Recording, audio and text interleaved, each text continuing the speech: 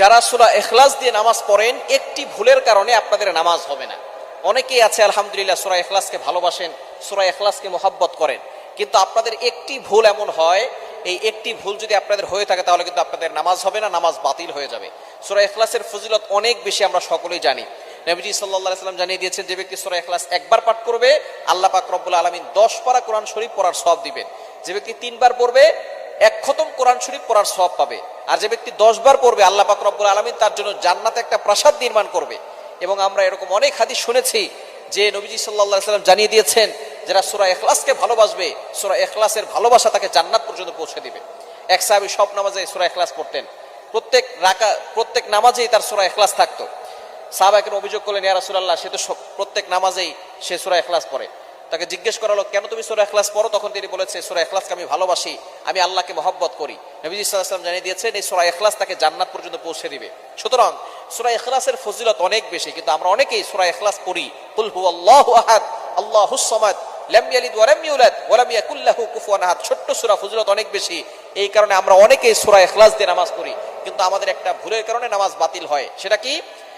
আমরা অনেকে কফের জায়গায় কাফ পড়ি। একটা হচ্ছে কফ আর একটা হচ্ছে কাফ। কাফটা একটু পাতলা হবে, চিকন হবে, আর কফ একটু শক্ত করে পড়তে হবে। অনেকে এই ভুলটা করে। কফ দিয়ে পড়লে কুল হুয়াল্লাহু আহাদ, এটা যদি আপনি পড়েন তাহলে অর্থ হবে, নবী আপনি বলুন আল্লাহ এক, অদ্বিতীয়। আল্লাহ পাক রব্বুল আলামিন তার পরিচয় দিচ্ছেন এখানে। আল্লাহ পাক রব্বুল আলামিন এখানে বলছেন কুল হুয়াল্লাহু আহাদ, এখানে কফ দিয়ে পড়ছেন। কিন্তু অনেকেই ভুল করে, উচ্চারণ সঠিক না হওয়ার কারণে তারা পরে কাফ দিয়ে কুল হুয়াল্লাহ। কুল শব্দের অর্থ হচ্ছে খাওয়া, আপনি খান। হুয়াল্লাহু আহাদ, আল্লাহ এক। সুতরাং কোরআন শরীফের কোন অর্থ যদি চেঞ্জ হয়ে যায় তাহলে আপনার নামাজ হবে না, নামাজ বাতিল হয়ে যাবে।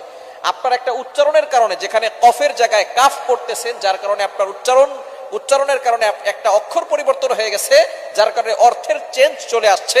এরকম শুধু সূরা ইখলাসে নয়, পবিত্র কোরআনুল কারীমের যেখানেই আপনি যদি উচ্চারণ সঠিকভাবে না করেন তাহলে কিন্তু অর্থ চেঞ্জ হওয়ার সম্ভাবনা আছে, যার কারণে আপনার নামাজ বাতিল হয়ে যাবে। যেখানে আল্লাহ বলছেন কুল হুয়াল্লাহু আহাদ, আল্লাহ এক, নবী হে আপনি বলুন আল্লাহ এক, আল্লাহ অদ্বিতীয়, সেখানে যদি আপনি বলেন কুল হুয়াল্লাহু আহাদ তাহলে অর্থ হবে, নবী আপনি খান, আল্লাহ এক। সুতরাং অর্থ চেঞ্জ হওয়ার কারণে আপনার নামাজ বাতিল হয়ে যাবে। এজন্য অবশ্যই সতর্ক থাকতে হবে। আমরা কোরআন শরীফটা অবশ্যই শুদ্ধ করে পড়ার চেষ্টা করব। দুনিয়ার সবকিছু ঠিকঠাক মতো চলে, শুধু কোরআন শরীফের বেলায় কোরআন শরীফটা শুদ্ধ করে পড়ে না। আপনি কোরআন শরীফ সব না পারেন, যেই সূরাগুলো দিয়ে আপনি নামাজ পড়েন, ছোট ছোট সূরা, এগুলো তো আপনি শুদ্ধ করে পড়তে পারেন।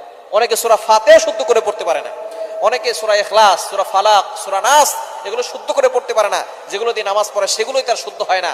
আর নামাজ ভাঙের 1 নাম্বার কারণ